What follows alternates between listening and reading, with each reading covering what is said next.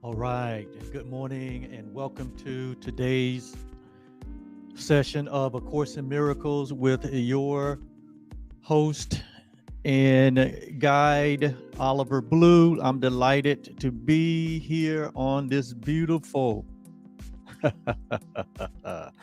on this beautiful Friday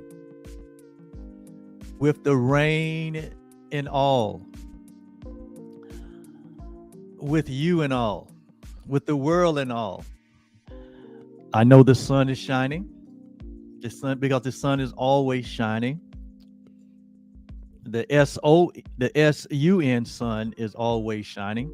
It's because you can't see it with your natural eye, but it's always shining. Love is always shining. Life is always shining.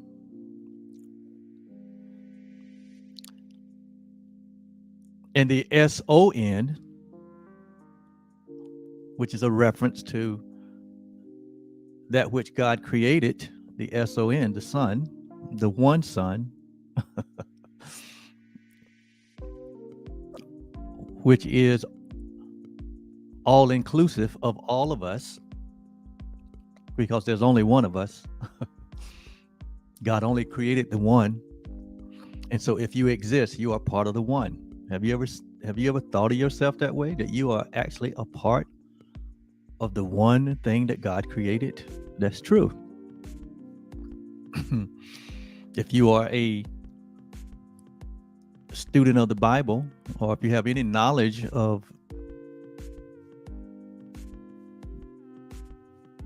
Christian literature, you know that it talks about the one Son, that all of us are part of the one Son, that all of us been reconciled back into the one Son.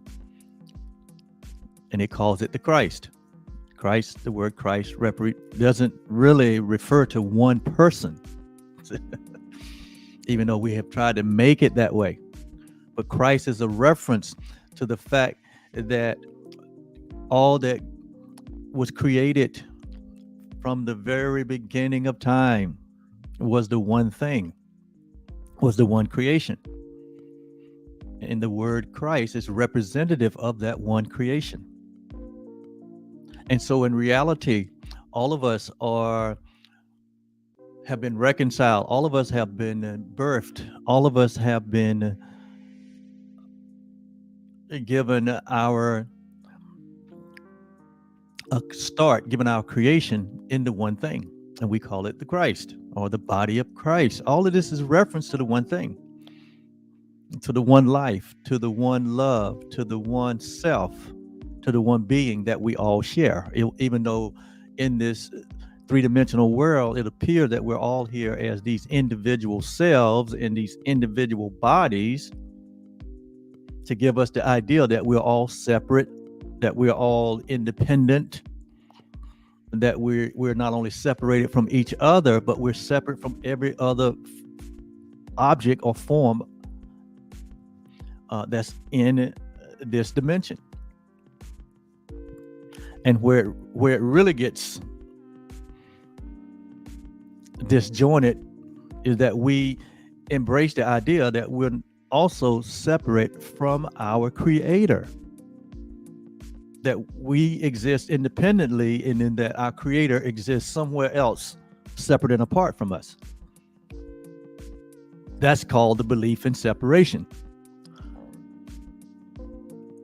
And if our foundation is based on separation, if our belief is in the idea that we are these independent, separate entities, separate from one another and separate from God,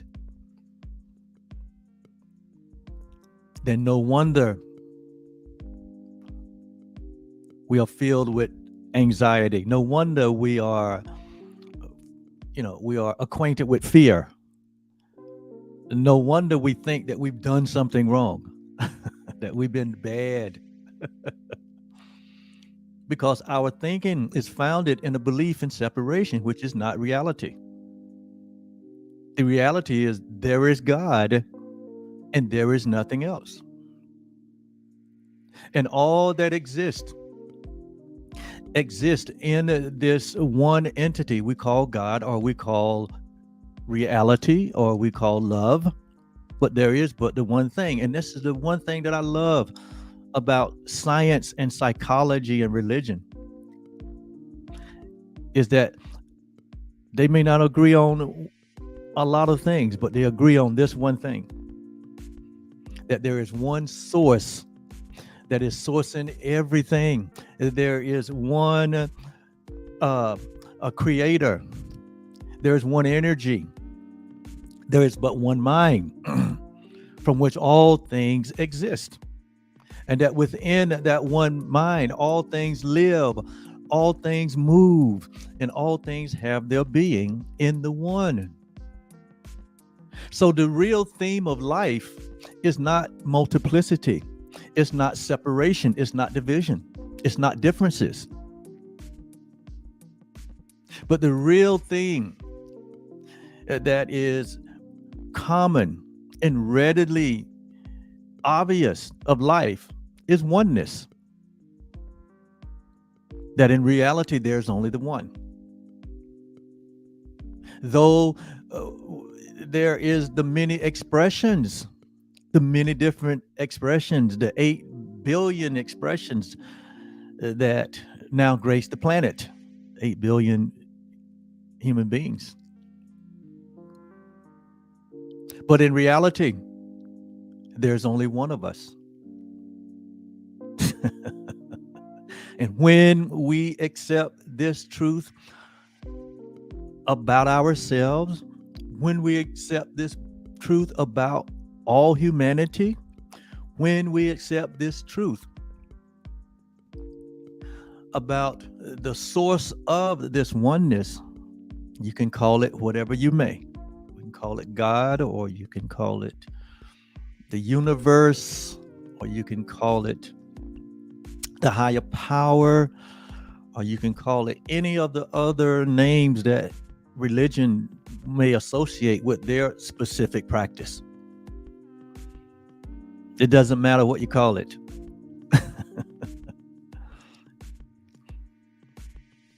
Because what's important is not the form, which is what we call it. What is important is the content, the reality. Because the form never changes the content. It is the content that is important. It is the reality that's important. In our human endeavor to find ourselves, or to justify ourselves, we come up with the different ideas, the different paths, the different ways, the different practices, and it's okay. But at the base of all of that, there is a foundation that is laid that cannot be altered or changed.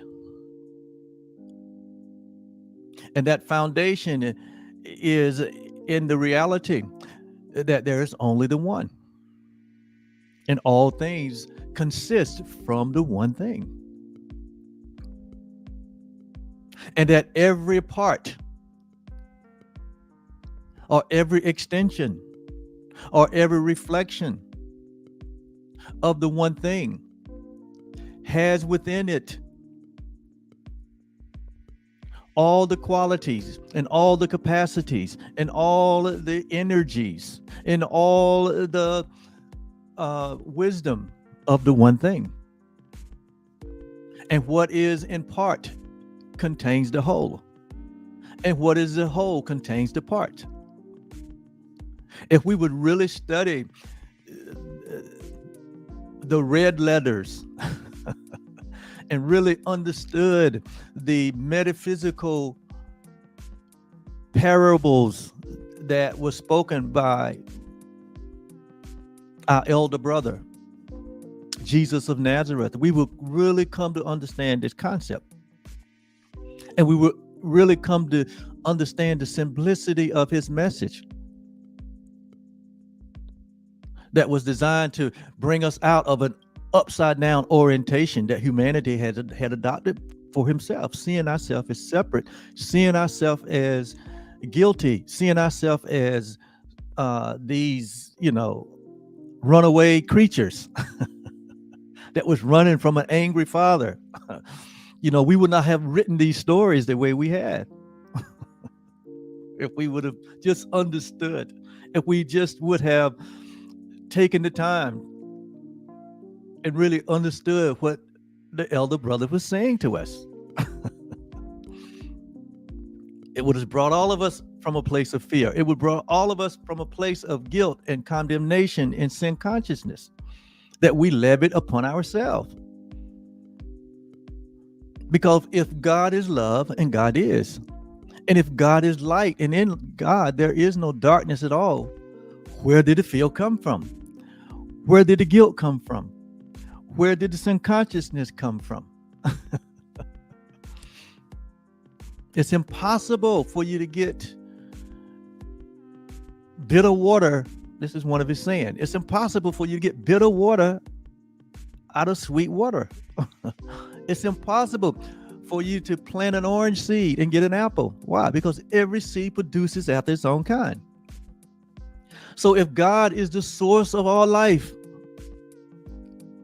if love is the nature of all life, if eternity is the endless, infinite stage of all life,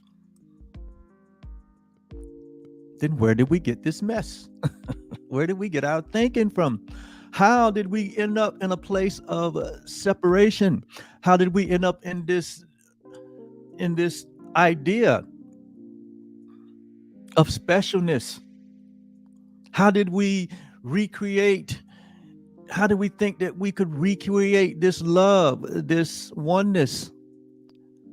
How could we think we could recreate God in our image of fear, in lack, in scarcity, in death, in sickness?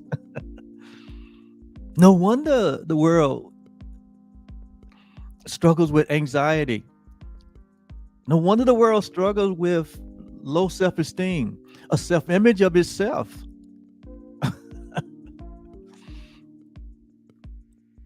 Because somewhere along the line, we made an error. We made a mistake.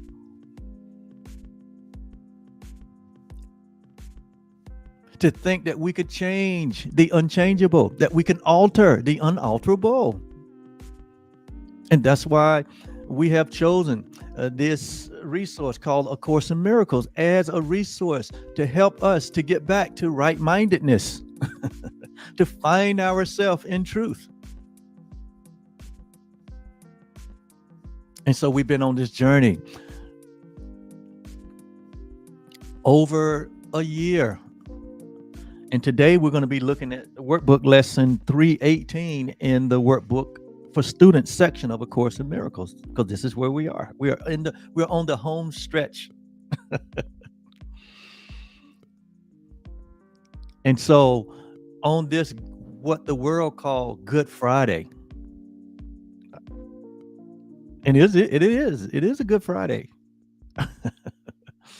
In fact, every Friday is a Good Friday. And all the other 6 days are good days. But we acknowledge that there is an idea that on this particular Good Friday, that there's a remembrance. But we need to remember every day. And that remembrance should be about who we are. I think every day that we wake up, it's a good day. It's a good morning. It's a good evening. It's a good afternoon. Because we have but another opportunity to but remember who we are, that we are the creations of a loving Father. We are the creation of the one source. And that one source can only create like himself in his own image and in his own likeness. And that which he creates cannot be altered or changed. So in the grand scheme of things, We remain as we were created. How was we created? How was we created? Well, it depends on who you're listening to. It depends on how you've been conditioned. It depends on what you have embraced as your very own. And so today we're going to continue in our section. We've been in this section entitled, What is the Last Judgment? For the last 7 lessons. And we're going to continue in this section on what is the last judgment, because I think it's very fitting and timely that we were studying this during this, what we call Easter time, because when we look on a collective basis, this idea of last judgment has only placed humanity in a state of fear, in a state of dread, in a state of confusion,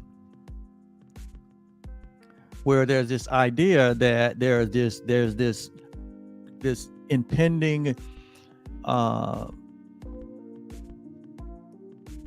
judgment that is coming upon humanity. And in reality, how can there be an impending judgment on that which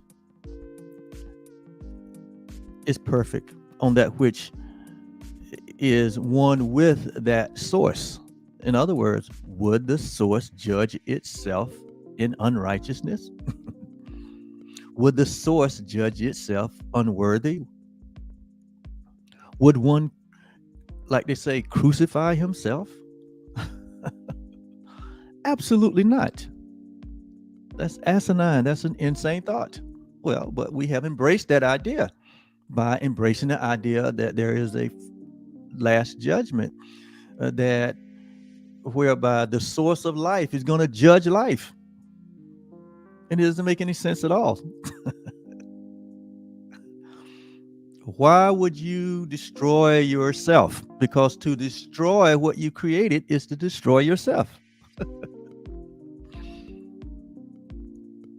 And if you destroy yourself, what is left? There's nothing left. So it's an insane idea when you really think about it. And the Course bears it out.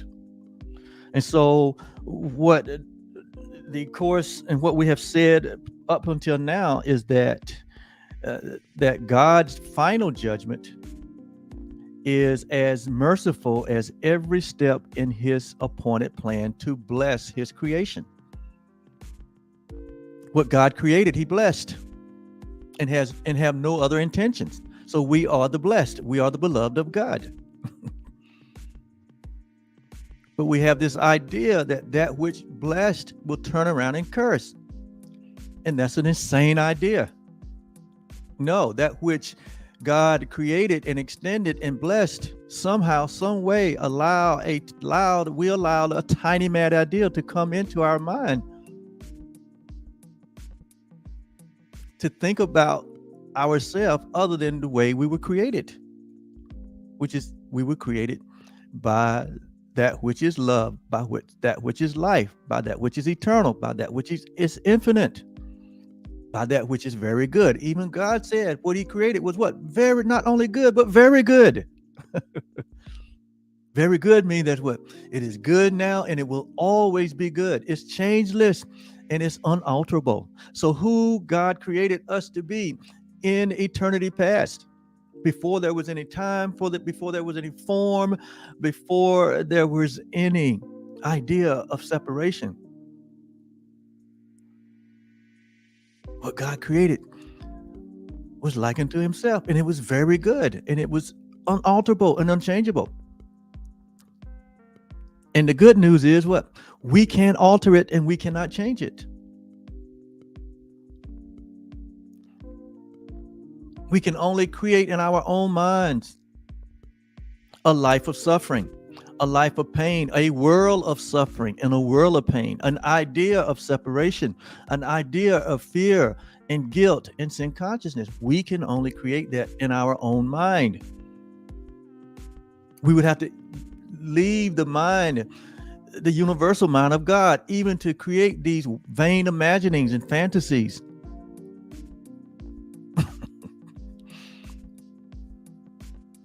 And as the story is written, when God came into the cool of the day and said, Adam, where are you?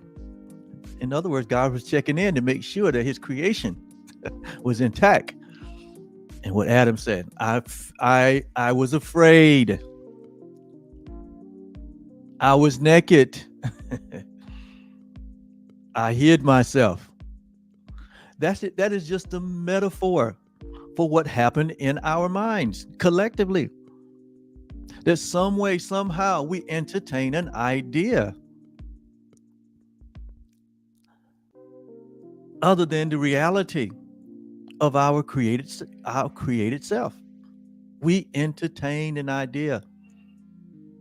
And so that idea, being false, can only be experienced in a state of falsehood. And so a lot of spiritual writings call it falling asleep, that humanity fell asleep and dreamed of separation, dreamed of being independent, dreamed of being at war with each other and at war with God. We entered into a state of hallucination. But none of the vain imaginings, none of the fantasies, none of the dreaming, none of that really changed or altered reality. We remain as God created us. And so the story goes on to say that Adam fell asleep in the garden. And nowhere else did we find that Adam ever awoke from the sleep or the dream of separation. Until one came on the scene. One man came on the scene and did not buy into the dream. One person appeared. He came out of a place called Nazareth. And he did not buy into the dream of separation, which all other humanity had fallen into the trance or into the dream of separation.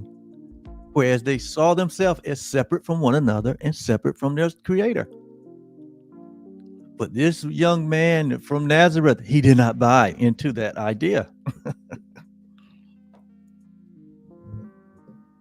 And so he dedicated his life to bringing humanity out of a place of separation, bringing humanity, waking humanity up from the dream of separation, the dream of being these individual selves, the dreams of being separate from one another and separate from God.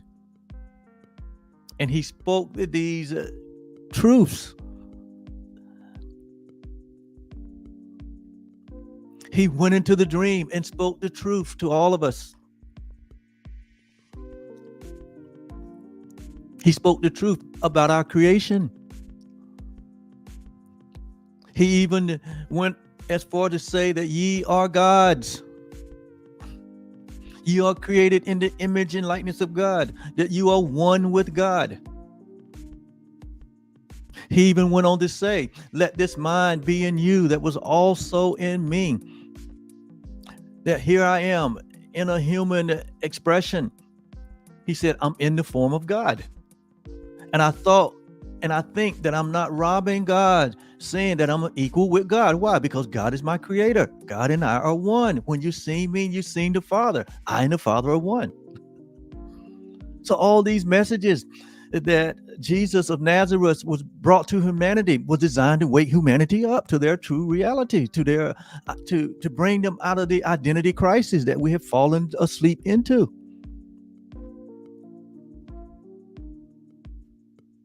But we have been so long indoctrinated and conditioned in believing that we were something that we wasn't, that we were merely these separated selves, limited selves, that was unworthy of being called holy or righteous, that was unworthy of being in the presence of that which is pure and holy. This was all our thinking. We created this nightmare that led to our fear and our miscreations. We did it to ourselves. But then we what? We blamed the one source for our condition. Isn't that so prevalent in the history of humanity, that we blame other things for our own doing? We easily say it's something outside of me, when in reality there's nothing outside of you. And so he came to wake us up. And we say, no, don't wake us up. We want to stay asleep. And they thought the best way for them to stay asleep was to destroy what they thought who he was, a body like them, only to find out that he was not the body. He proved that death was not real through his resurrection. He proved to us that life only prevails, that this world that we made, that is in opposition to reality, this world that we made, which is an attack on God, it's an attack on love, it's an attack on truth, that it's not real, that even this world is an illusion, that the things that we see are only temporary and they're subject to change. But the things that we can't see, they are eternal, which is our true identity. This is what this one man from Nazareth did. And so he embraced his true reality. He embraced his oneness with God. He embraced the truth that was true always. And thus he was penned the Christ, or a Christ. But he wasn't reckoned, but that reference was not just to him, but it was to everyone. And so when we got on the backside of the resurrection, when we got on the backside of the ascension, humanity began to get a revelation. And this one man, Paul, said, oh, I understand what he was doing. He said, God was in Christ reconciling the entire world back to himself. God was in Christ waking up the whole world to their true reality. That they have not lost their innocence, that they have not lost their purity, that we have not lost our status as the only creation and the highest creation of God. That everything is A-okay. And we can now put our weapons down. We can now lay down that mind that was conditioned in separation. And we can now pick up this love and this light and this oneness that we all share. And that's kind of how the story went from a biblical standpoint. But today we're looking at this last judgment from the point of view of A Course in Miracles, which I think is a correction to a lot of the fear-based ideas that have kept us imprisoned. The majority of humanity still walks in fear, still walks in separation, still see each other as enemies, still believe that there's an external enemy that has power to control humanity, and it's not true. It has not changed. We are the God of this world. We are the stewards of this world with all power and authority, and that's it. That is it. And when we return to our right mind and begin to walk in that authority, begin to walk in that power, and it comes through first accepting and embracing our true reality as one with our Creator and one with each other. Love the Lord your God. Love your neighbor as yourself. That's the oneness that Jesus came to share, that we are. This is our reality. There is no separation. And when you understand that there is no separation, there's only love. To love God, to love each other. And that everything from this place of love that we create, that we make, will be from a place of love. But we continue to miscreate as we hold on to this idea of separation, as we hold on to this idea of a false self that we made, as we hold on to the idea that there's a last judgment or a final judgment or a second coming. All of those conjure up a sense of fear. And so they cannot be an idea of love. It cannot be an idea of God. And that's why I like this study that we're on what is the last judgment. And so the course says the last judgment is basically God's final judgment, which is merciful as every step in his appointed plan to bless his son or his creation, and call him or call all of us to return to the eternal peace that we share with each other, that we share with God. So it is a merciful call for us to return to the appointed plan that God had for his creation before the world was. Paul picked up on it in Ephesians when he said that it was before the foundation of the world, Ephesians 1, that we should be holy and without blame before our Creator in love. That is our original purpose. That was God's original purpose for his creation, that we should be holy, and we are, and that we should be blameless before him. Why? Because God's creation is him. I and you and me, we are one. That's what Jesus meant. That we're not separate from our Creator, but we're one with our Creator. That's why he said boldly, I and the Father are one. And he was not talking about himself. He was talking about the creation that God created, which is the one self, which is what we all share. And so he said, be not afraid of love. Why does he say, be not afraid of love? How many times did our elder brother say, fear not? Why? Because fear is what had gripped humanity. And it doesn't come from God, because what? God is love. And God is light. There is no fear in God. There is no fear in light. In fact, the Bible says that fear has torment.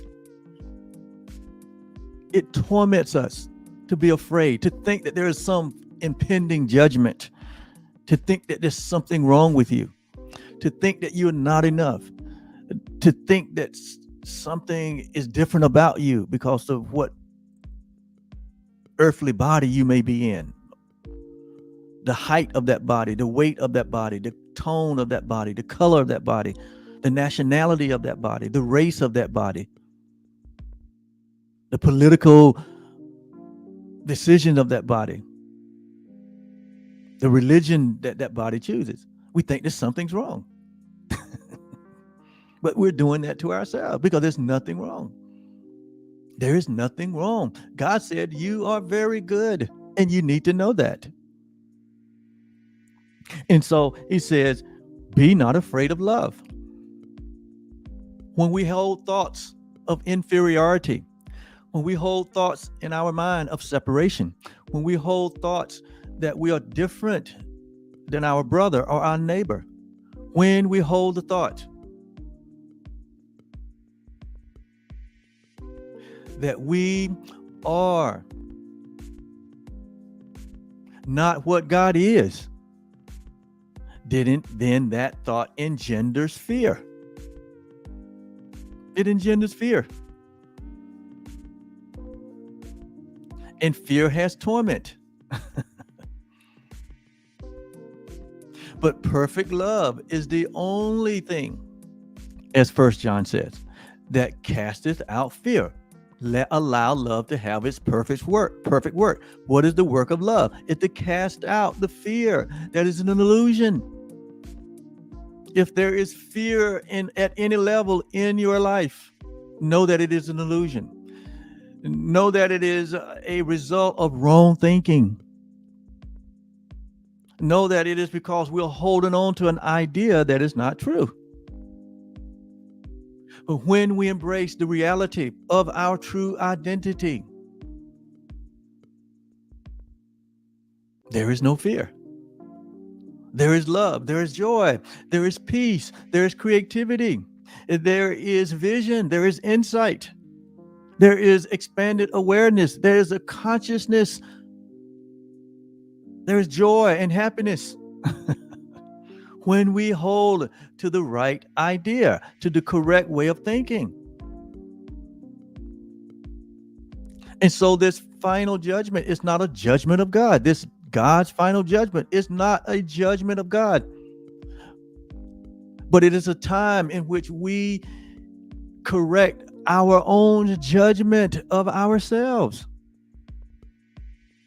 Jesus said, judge not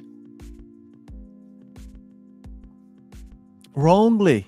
I guess we need to add that there. Judge not wrongly, so that you be not judged wrongly. Because with the judgment that you meet on others is going to be the same judgment you meet upon yourself. It is not even in the nature of God to judge. God does not judge. God is. God is truth. And where there is truth, there is no judgment. God is light. Where there is light, there is no judgment. God is love. And where there is love, there is no judgment. God is pure and whole, and there is no judgment. So what is the judgment? John talked about it in First John, where he says, in the day of judgment, we are to have boldness to declare who we are. So if there's a judgment to be rendered, it's the judgment that we do render to ourselves, and we need to start judging ourselves rightly. And we need to, or we are required to judge ourselves rightly, because there is no need. There is not a need. What God created needs nothing. We have need of nothing because God gave us everything in creation.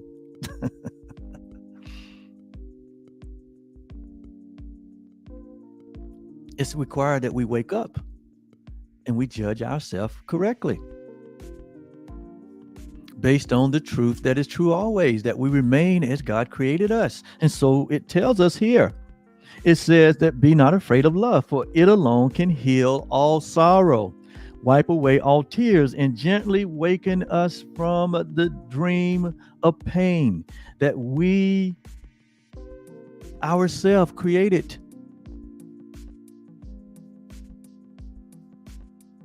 And acknowledge what God created as his very own. Ideas do not leave their source. We are a God idea. God can only have ideas of love, so we are love. And that never leaves God, and it never leaves you. So we would have to fall in a dreamlike state to see ourselves any different. And so be not afraid of this. Be not afraid that you are love. That is the real you that loves you. As the ticker tells us. That's why I run this ticker all the time when I'm on here. It is a reminder of who we really are. That we are in truth, love, because God created us in love. Jesus even said it. Everything that is born of God is born of love.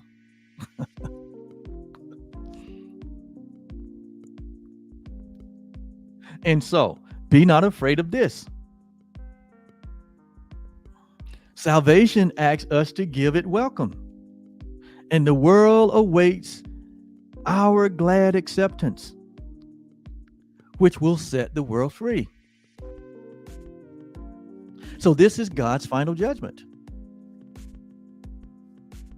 Or we can say, this is our final judgment. This is our final judgment. That we are still the holy creations of God. If you want to judge yourself, this is the judgment that you should use, because God is not a judge. He said, I'm the Lord thy God, that you are creator. I change not, and what I create changes not. It doesn't matter how many people grace the planet and try to change themselves from what God created. He said it's impossible. He said, first of all, I didn't create the body. What I created was prior to any body, prior to any form, prior to any time, prior to any limitation.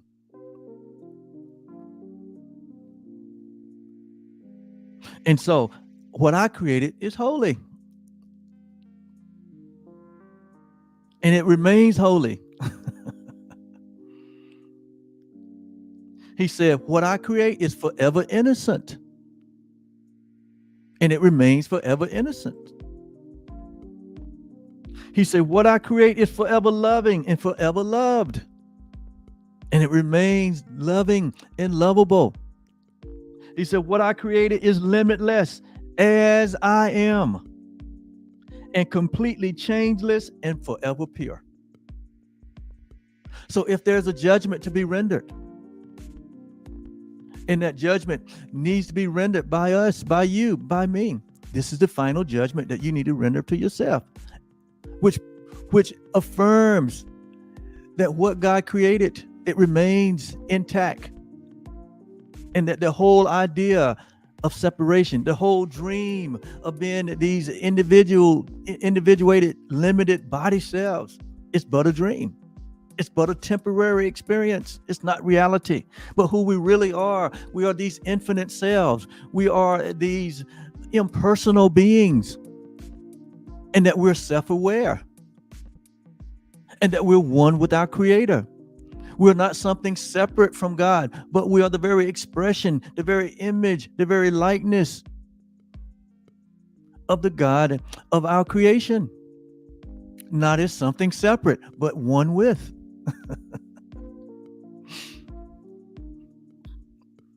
If there's a judgment to be rendered, this is the judgment. How are you judging yourself? God's not judging. And God ain't gonna judge. How are you judging yourself? How are you seeing yourself? What image do you hold of yourself? What is your self-image? Is it based on the falsity of this world? Is it based on an idea that has its foundation in separation, which most Western religions do?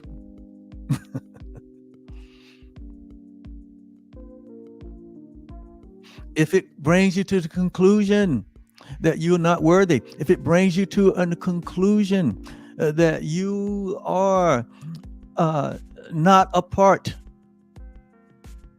of that which is very good, then we have made an error in our judgment. We have made a mistake. But the good news is that errors can be corrected. Mistakes can be corrected. And so when we hear about the life of Jesus of Nazareth, his whole life was about bringing correction to humanity. Not punitive, not punishment, because there is no punishment or punity in God.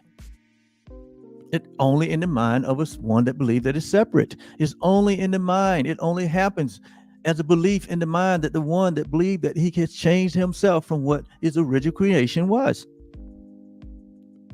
And so there has to be correction. The Course calls it the atonement, the at-one-ment. And the at-one-ment says that the tiny mad idea did not happen. Separation never occurred. It's impossible. You cannot be separate from your Creator. So that's what the atonement it says, and that's what it means, that we are still at one with our Creator. There is no separation. It is impossible for us to be separate. It is impossible for us to be inferior. It's impossible for love to judge itself unrighteously.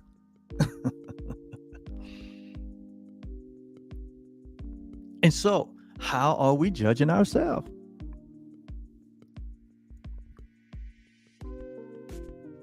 He says that you're holy, that you're forever innocent, that you're forever loving and forever loved, and that you are limitless, just like your Creator, and that you are completely changeless and forever pure.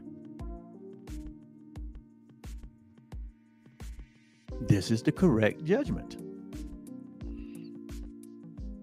This is the opinion that we're to have of ourselves if we're going to experience this peace of God that we all have searched for, that humanity has searched for from the very beginning, not knowing that the peace resided in the very place that God placed it, and that is in right thought, or in correct thought, or in the truth.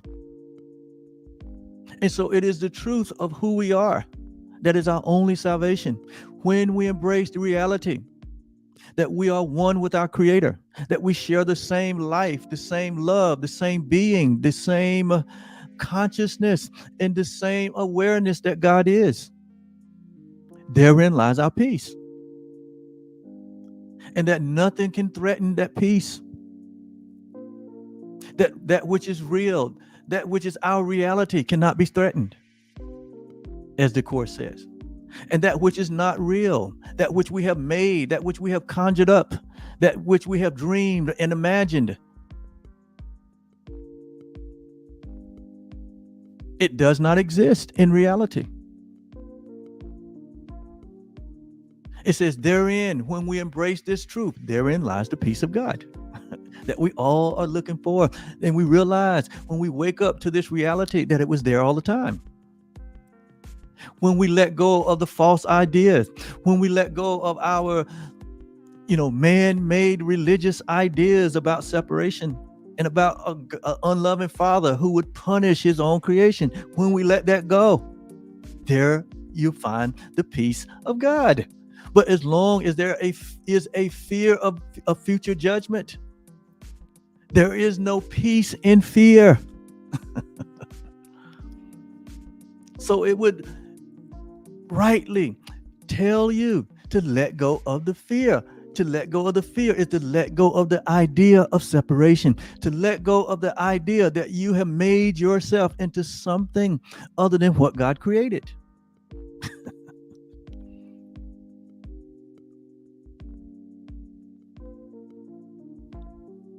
That's why Jesus said in Matthew, the pure in heart shall see God. The pure in heart shall see God in everything. What is a pure heart? A pure heart is one that have accepted the reality that I remain as God created me, as innocent, as holy, and loved, and lovable, and limitless, and changeless, and forever pure. So therefore, he says, awaken and return to your reality.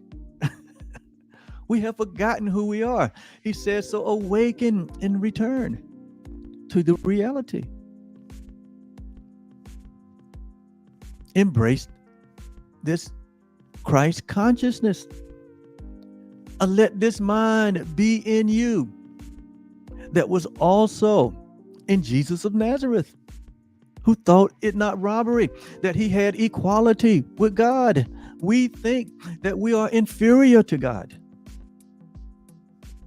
And so we create an inferior world where there is inferiority and superiority. And it comes out of that idea that we're separate. It comes out of that idea that we are inferior. It comes from an idea that there's a judgment. And all of this we created in our own minds. And out of that comes the anxiety.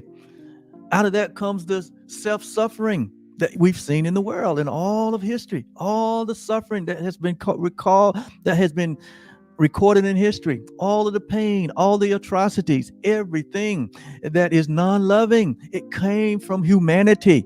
It didn't come from God. It comes from humanity in our wrong thinking, in our fearful thinking, in our wrong judgment of ourselves. But there's a grand awakening happening each and every moment of each and every day. Humanity is waking up to these truths. Humanity is waking up to the reality of their true identity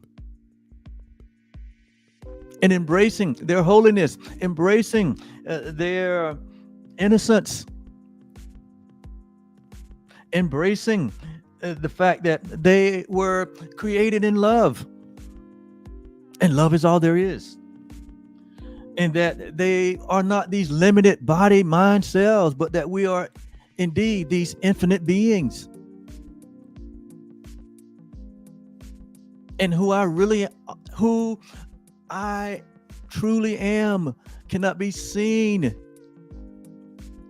by observation, but it can be known by my experience of this love that we share. It can be known by my embracing of the oneness that we share. It can be known by seeing through the Christ vision, so that we look at everyone through the mind and through the eyes of Christ, and we see the face of Christ in everyone.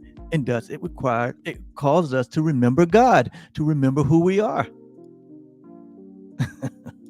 That we have no enemies, that we only see the love that we share. We only see that all things are the one thing. And so it says, therefore awaken and return. For I am your Father. I am your Creator. And you are my creation. You are the beloved. You are who I am. You are my offsprings. You are light. You are the light of this world.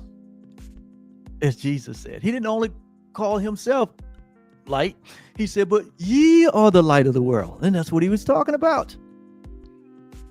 That as I am in my glorified state, as I am as evidence and substance that death is not real. He says, as I am, so are we in this world right now. That heaven and earth has become one.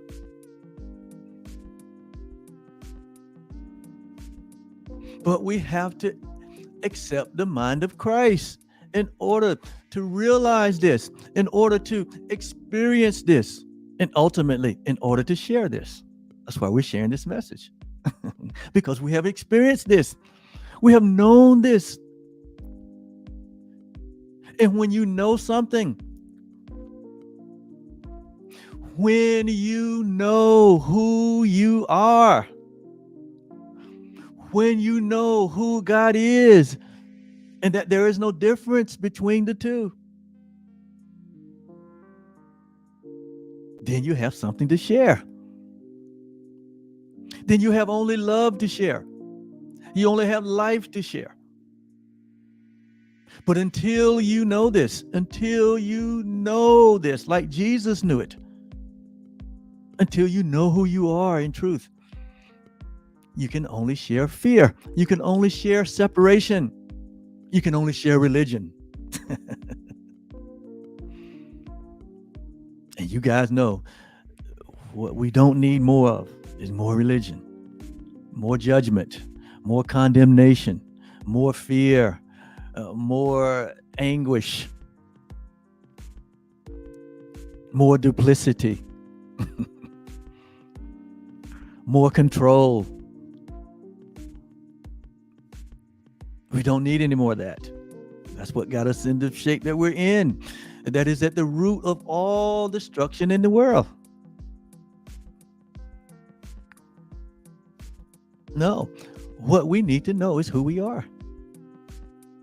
And Jesus said, as I am, so are you in this world. Well, how is he?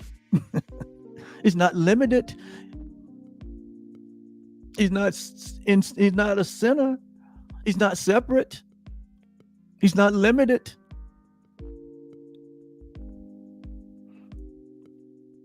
He's not fighting enemies.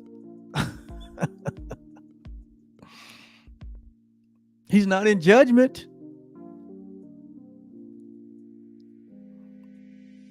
And so in reality, we are as pure and holy and righteous and eternal and infinite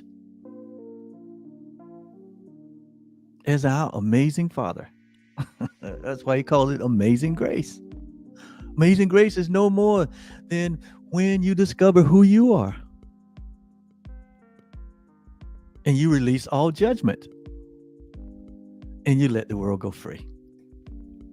Well, look, I'm going to have to stop there, but I'll be back on tomorrow. Enjoy your Friday, for indeed it is good. And so will tomorrow be, and every other day, when you understand who you are. Have a great day. Bye-bye.